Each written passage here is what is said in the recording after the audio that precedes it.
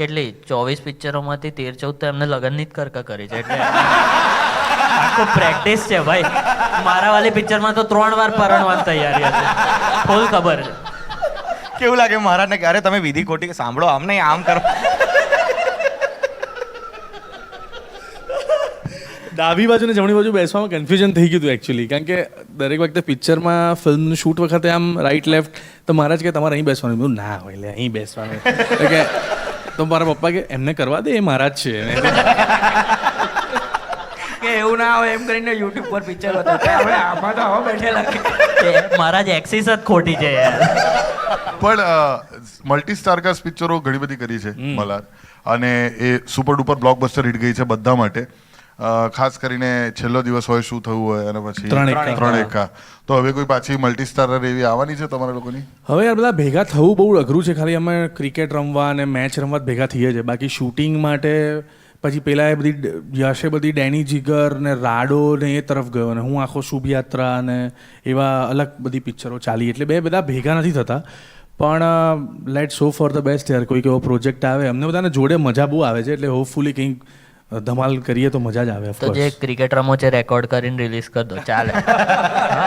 શું થયું તું? કે એવું કઈ? હા, શું થયું તું આ વખતે? મનનને બોલ છે તે ખોટી જગ્યાએ વાગે એવું કંઈક.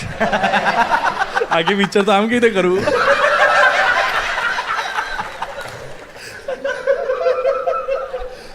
પણ આજકાલ વલાર પિક્ચરોમાં તો તમને જોઈએ જ છે, પણ તમે પેપરઝી પેજીસ પર બહુ દેખાવ છો યાર.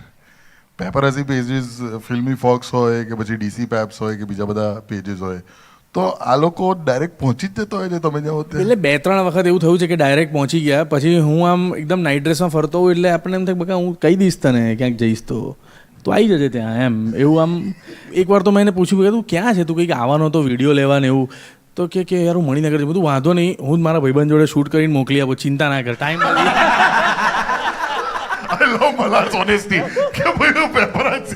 હું જ મોકલી દઉં છું પેપરાજીને. જાતે જ વોઇસ કાઢે, હેલો સર, તો કે હા હું આવું છું. પણ કોઈ વખત રાત્રે સપનામાં એ અવાજ આવે ખરો, એલે સર કેમ છે સર, એલે સર. હાય સર, કેમ છો સર, કેવું રહ્યું તમારું હનીમૂન? મેં કીધું બહુ જ સરસ રહ્યું. પછી અટવાઈ જાય છે કે નેક્સ્ટ ક્વેશ્ચન એક શબ્દમાં આપણે આન્સર આપી દઈએ ને એટલે અટવાઈ જાય. તો સર હવે ભાઈ 2 સવાલ તો લઈ લાય, તું 2 સવાલ તો લઈ લાય. એ તમારું છે બીકોઝ તમે શું છે ટ્રેન્ડ આર્ટિસ્ટ છો, તો તમે દરવાજાને બધેથી, અમુક આર્ટિસ્ટ છે ને ભીતમાંથી ચાલતા આવે છે, એટલે એનામાં એ મેચિંગ થઈ જાય છે એ લોકોનું. પણ આટલા બધા તમે ડાયલોગ્સ આપે છે ગુજરાતી ઇન્ડસ્ટ્રીના ઓડિયન્સીસને, તો અહીંયા બધા તમારો કોઈ ફેવરેટ ડાયલોગ? મારો ફેવરેટ કહું, પેલો જે તમે યશને દર વખતે શું થયું માં બોલો, હવે તારા માટે તો જાનજીગંજ આગે તું કહેતો જઈ આવી દઉં, એ મારો ફેવરેટ છે યાર. તારા માટે તો દિલ કરે જ્યાં કે બધું આ જાય, તું કહેતો 25 વાળે કૂદી જવું. યુ વોન્ટ બિલીવ એટલી બધી મેમરીઝ છે શું થયું નહીં એમાં. છે ને આમ નીચેથી હું તાળી આપું છું, તો બધું આખું ઇમ્પ્રોવાઇઝ કરેલું. મેં કીધું કેડી સર આવું એક આઈટમ આવી છે, આ કર લો, વાંધો નહીં, આવું કર્યું એમણે. મેં કીધું કે હા હવે મજા આવશે ખુલવાની. એમ યુ વોન્ટ બિલીવ જેટલા લોકોને આ ટોપા શબ્દ ઓફકોર્સ છેલ્લો દિવસમાં જગ જાહેર છે. આખી સ્ક્રિપ્ટમાં ખાલી 4 જ વખત છે ટોપા. પછી મને આમ સૂચતા હતું કે અહીંયા ટપાક નાખી દઉં એમ કરીને પછી એ એડ થયું છે. તો ઓફકોર્સ લવની ભવેનો એક બહુ અદ્ભુત ડાયલોગ છે કે જે જ્યારે હું આ વડોદરા શહેરને કહેતો હોઉં છું કે જ્યારે તમને કોઈ ગમે ને ત્યારે તમને બધું જ ગમવા લાગે છે.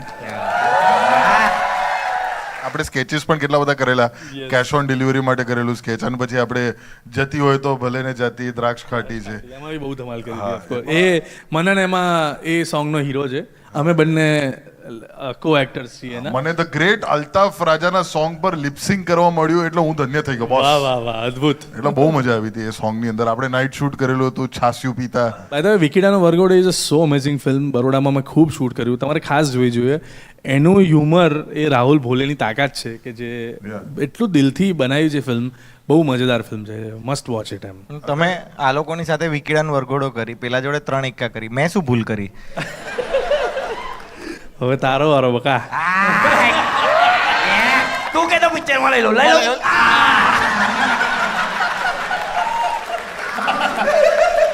Big round of applause for Malhar Thakur, everybody. Thank you. જતા Malhar, anything you would like to say to the audience of Vadodara and for all the best Pandya? બસ આમ જ તમે મજા કરતા રહેજો, ખુશ રહેજો, ધમાલ કરતા રહેજો. વડોદરા શહેર એટલું સંસ્કારી ને સ્માઇલ આપતું શહેર છે, તો તમે સ્માઇલ કરતા રહેજો, મજા કરજો. અને અમારી film all the best Pandya 14મી માર્ચે રિલીઝ થવાની છે. તમે દિલથી જોજો, મજા કરજો અને with family and friends watch our film all the best Pandya. અને લવારી માટે બે શબ્દ. લવારી તો ઓફકોર્સ અત્યારે મલ્હાર કરતાં બી વધારે પોપ્યુલર છે, એટલે ખાસ તમે દિલથી.